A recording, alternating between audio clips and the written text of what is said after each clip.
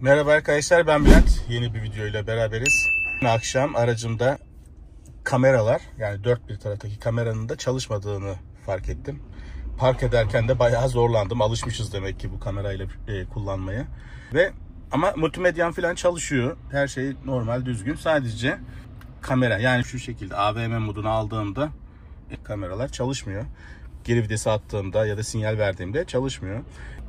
Forumları filan, WhatsApp gruplarına filan baktığımda birçok arkadaşımın da başına gelmiş. Kameralardan bir tanesi eğer arızalandıysa bu şekilde sistem kendini korumaya alıyor diye yazmışlar. Ben de buna istinaden şimdi yola çıktım. Yetkili servisten randevu aldım.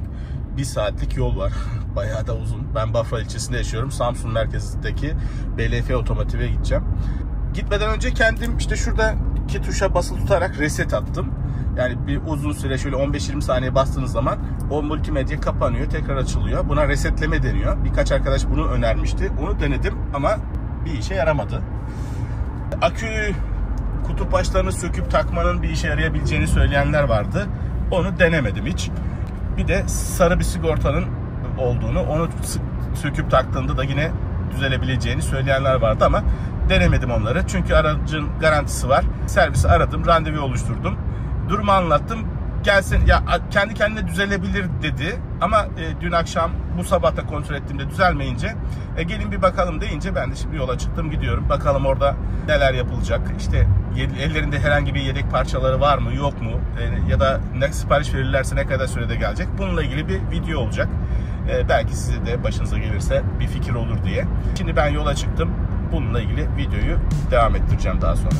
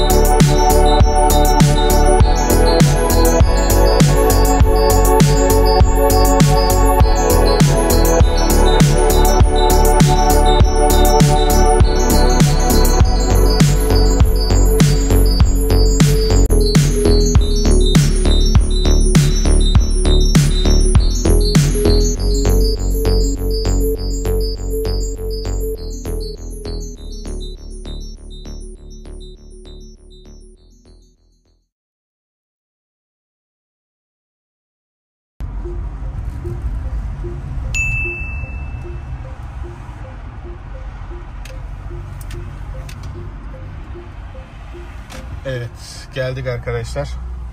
Samsun Chery BLF otomotive.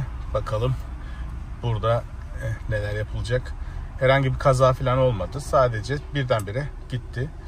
Gördüğünüz gibi şöyle siyah bir görüntü var sadece. Ama multimedya çalışıyor, şerit takip çalışıyor, sabitleyici çalışıyor. Her şey çalışıyor yani. Sadece dediğim gibi kameralar çalışmıyor. Bakalım neler diyecekler. Evet, tekrar merhaba arkadaşlar. Saat 11:49, arabayı teslim aldım. Yıkadılar, bir 10 dakikada yıkamayla geçti. Yani 30 dakikada hallettiler. Ellerinde de arka kameram bozukmuş. Ve ellerinde de olduğu için 30 dakika içerisinde hallettiler. Arabayı teslim ettiler. Şimdi artık gördüğünüz gibi kameralarım gayet güzel bir şekilde, net bir şekilde çalışıyor. Yani teşekkür ediyorum Samsun Chery BLF otomotive. Herhangi bir ücret zaten olmadı. Garanti kapsamında hemen değiştirdiler. Bir kaza falan yapmamıştım zaten. Durup dururken kendi kendine gitti kameralar. Sebebini ben de bilmiyorum açıkçası. Artık içine su mu kaçtı yoksa başka bir sebeple mi bilmiyorum. Bir tane kamerada zaten sorun olduğu zaman otomatik sistem kendini kapatıyormuş. Dolayısıyla da sinyal verince de bak artık çalışıyor. Ben kontrolünü falan sağladım. Arabayı teslim aldım. Şimdi tekrar evime doğru yola çıktım. Bu şekilde halletmiş olduk. Arkadaşlar bana şuradaki tuşa basarak resetleme yapmamı önermişlerdi. Onu denedim. Ekran açıldı. Zaten yani kamera dışında her türlü fonksiyonu çalışıyordu. Sadece kameralar çalışmıyordu. Ondan sonra ama tabii düzelmedi kameralar. Bir akünün kutup başlarını söküp takmayı öneren oldu. Sarı sigortayı söküp takmayı öneren oldu. Ama onları cesaret edemedim. Hem de garanti kapsamındayken ne gerek vardı diye servise gider danışırım diye düşünüyordum ki zaten öyle yaptım. Randevumu aldım, servise geldim. Kısa bir 30 dakikalık bir süre içerisinde de hallettiler. Tabii ellerinde olduğu için bu kadar kısa sürdü. Ellerinde olmasaydı ne kadar zamanda gelirdi onu bilmiyorum ama ben halletmiş oldum. Bundan sonraki sürüşlerde artık size de hem kazasız belasız sürüşler diliyorum. Benim maceram da bu şekilde oldu. Şimdi ben tekrar yola çıkıyorum. Tekrar başka bir videoda görüşmek üzere. Herkese iyi günler.